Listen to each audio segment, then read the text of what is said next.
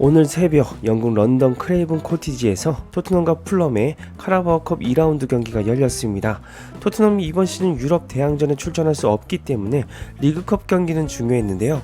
하지만 토트넘의 주전들이 리그컵 대회까지 모두 출전할 수는 없었습니다. 특히 손흥민과 클루세스키는 최근 출전량이 많아 휴식이 꼭 필요했기 때문입니다. 따라서 포스테코글루 감독은 플랜 B를 꺼내면서 선발 라인업에 큰 변화를 주었죠. 히샬리송과 반더벤을 제외하고는 주전 멤버들 대부분에게 휴식을 주면서 로테이션을 시켰습니다. 최전방에 히샬리송을 기점으로 좌측 윙어에 페리시치, 우측 윙어에는 솔로몬이 배치됐습니다. 미드지는 지난 본머스전에서 교체로 들어온 로셀소, 스킵, 호이비에르 3인방 조합이 출전했습니다. 포백에는 벤 데이비스, 반더벤, 다빈손 산체스, 에메르송 로얄이 지켰고요. 골키퍼 장갑은 포스터가 꼈습니다. 포스테코글루 감독은 이전에 맡았던 팀들에서도 컵대회에서 좋은 성적을 거뒀습니다. 리그 우승보다도 리그 컵대회에서 우승 확률이 높은 것도 사실이었는데요. 때문에 이번 풀럼과의 경기에서 토트넘이 반드시 이겨줄 필요가 있었습니다. 비주전 멤버들이 주전급 멤버들과 경기력의 간극을 줄이며 포스테코글루의 전술을 소화해줄 수 있느냐가 관건이었죠. 그러나 최근 2연승을 이끈 주전급 멤버와 경기력 차이는 현격했습니다. 특히 경기 초반부터 강력한 임팩트로 기선제압을 했던 손흥민이 없다는 게 뼈아팠습니다. 팀의 에이스이자 리더십을 이끄는 캡틴이 있고 없고가 경기장에서 영향력 차이가 컸죠. 토트넘은 전반 초반부터 풀럼에게 주도권을 내주면서 경기를 시작했습니다. 미드진의 비스마와 사르의 공백은 크게만 느껴졌는데요. 전체적으로 미드진 탈압박과 전진 능력이 아쉬웠고 때문에 패스들이 기존의 짜임새에 있던 원투 패스가 아니라 롱패스 위주로 변했습니다. 따라서 풀럼의 수비진은 상대적으로 볼을 끊기가 쉬웠습니다. 토트넘 본연의 축구가 안되자 결국 전반 18분 토트넘은 풀럼에게 선제 실점을 했습니다. 케어니의 좌측면 돌파를 산체스가 완전히 허용했고 그의 크로스가 반더벤의 발을 맞고 들어갔죠. 결국 반더벤의 자책골로 기록되었습니다. 그동안 잘해줬던 반더벤이 새롭게 발을 맞춰보는 비주전 멤버들과 뛰어보다 결국 자책골까지 기록했네요. 토트넘은 풀럼에게 끌려가는 경기력으로 전반을 마쳤습니다. 그리고 후반전이 시작하고도 토트넘의 플레이는 난항이었습니다. 53분에는 호이비에르가 결정적인 찬스를 얻었으나 슈팅 정확도가 아쉬웠죠. 하지만 단 한 번의 번뜩임으로 토트넘이 55분 동점골을 얻는 데 성공했습니다. 시종일관 답답했던 페리시치와 히샬리송 듀오의 합작품이었는데요. 페리시치는 주전급 멤버들과 뛰었을 때와는 달리 경기력이 안 좋았으나 정확한 크로스 한 방을 날려 히샬리송의 헤딩골을 도왔습니다. 히샬리송도 계속되는 패스 미스와 슈팅이 막히는 등 답답했지만 헤딩골 한 방으로 승부의 균형을 맞췄죠. 히샬리송이 드디어 이번 시즌 시작 4경기 만에 첫 골을 기록하며 포문을 열었습니다. 이게 골이 없던 공격수도 골이 빨리 한번 터지기 시작해야 계속 득점이 나오는 거거든요. 히샬리송이 이번 득점으로 자신감을 찾아 자신의 명성을 되찾기를 바라봅니다. 승부에 추를 맞추자 드디어 포스테코글루 감독이 비장의 카드를 꺼냈습니다. 바로 캡틴 손흥민의 교체 출전을 결정했는데요. 71분 NG 감독은 손흥민, 클루셉스키, 파페사르를 투입시켰습니다. 주전 선수들을 기용하면서 승부차기까지 경기를 끌고 가길 원치 않다는 의지를 보여줬습니다. NG의 예상대로 손흥민은 교체로 들어와 토트넘 공격의 활기를 되찾아줬습니다. 손흥민의 날카로운 패스가 득점 찬스의 기점이 되기도 했는데요.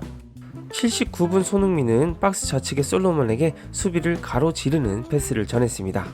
이를 솔로몬이 캐치에 감아 때렸으나 아쉽게도 골키퍼 선방에 막혔습니다. 키퍼에 맞고 나온 볼을 스칼렛이 주워 담을 기회도 있었으나 여의치 않았죠. 손흥민이 들어가서도 좀처럼 득점이 안 터지자 토트넘은 승부수를 또 한 번 띄웠습니다. 이후 82분에는 포스테코글루 감독이 메디슨까지 투입시켰는데요.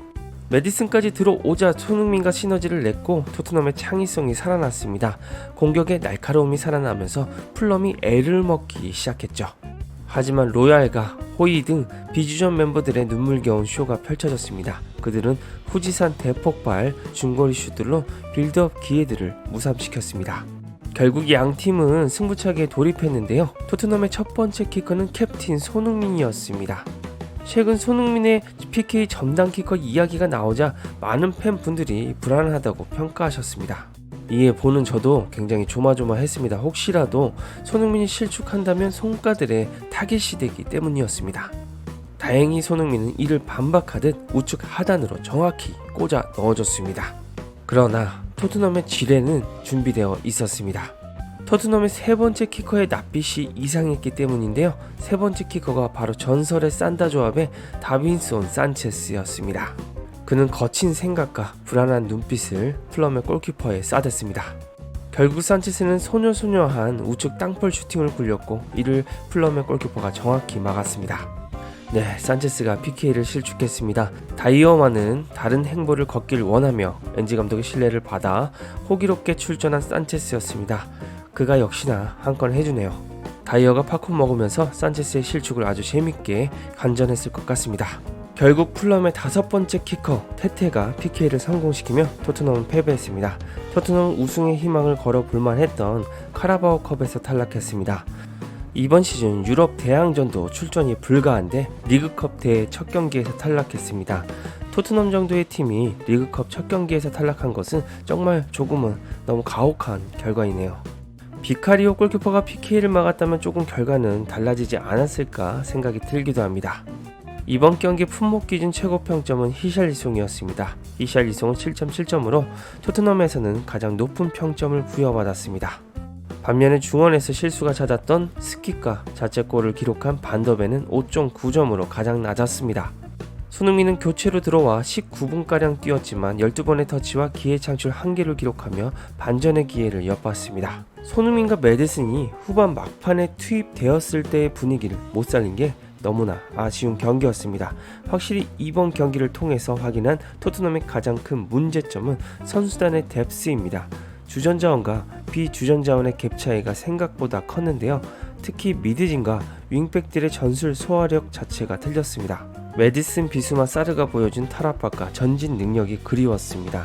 로얄은 왜 최근 엔지 감독이 포로를 중용하는지 경기를 통해 우리에게 답을 알려줬습니다. 게다가 현재 공격진의 에이스인 손흥민과 메디슨이 빠지자 창의성은 종족을 감췄죠. 전체적으로 패스를 주고 움직이고 원투 패스를 이어가던 전개의 흐름도 상실했습니다. 포스테코글루 감독의 입장에서는 주전 자원들의 체력의 가부하나 부상으로 인해 빠지는 상황을 가장 경계해야 할 문제로 인지했을 것 같습니다. 마지막으로 카라바오컵 첫 경기에서 탈락한 토트넘을 바라본 현지 팬들의 반응 살펴보면서 영상 마무리하겠습니다. 산체스가 왜 경기장에 있어? 산체스가 왜 페널티킥을 찼어? 산체스가 여전히 스퍼스 선수인 이유가 뭐야? 1월 FA컵까지는 로테이션에 대해 걱정할 필요가 없을 것 같네. 주말에 승리하지 못하면 바보처럼 보일 거야. 승리하면 좋았겠지만 이 경기가 몇몇 벤치 선수들이 이적 시장이 닫히기 전에 그들이 가진 것을 보여줄 마지막 기회였던 거야. 히샬리송이 득점했지만 그는 잘하지 못했다. 반더벤은 잘했는데 자책골을 넣었어. 아무도 클린해 보이지는 않아. 이 팀과 함께 행복을 느낄 때마다 이런 경기가 벌어져서 또 우울해져. 에메르송이 후반전에 얼마나 끔찍했는지 이야기하지 않을 건가 등등 분위기는 우울합니다. 제 생각에 아마도 손흥민과 메디슨, 비수마, 사르 등 주전급 자원들이 그대로 나왔다면 승리했다고 봅니다. 다만 포스테코글루 감독 입장에서는 리그컵 경기에 주전 자원을 선발로 쓰는 건 큰 리스크죠. 이건 항상 그가 말했듯이 잉여 자원을 조속히 방출하고 새로운 피를 수혈해야 하는 가장 큰 증명을 한 경기입니다. 이렇게나 극명하게 주전 선수들과의 경기력 차이가 납니다. 아마 오늘 경기는 출근하시느나 보시는 분들이 많지 않아서 다행입니다. 그동안 재밌는 축구를 보셔서 기분이 좋으셨을 텐데 이번 경기를 보셨다면 눈이 썩으셨을지도 모릅니다. 영국 시간으로 9월 1일 금요일 23시에 여름 이적 시장이 마감됩니다. 마감일 날 전에 즉시 전력감들 데려와라 레비아.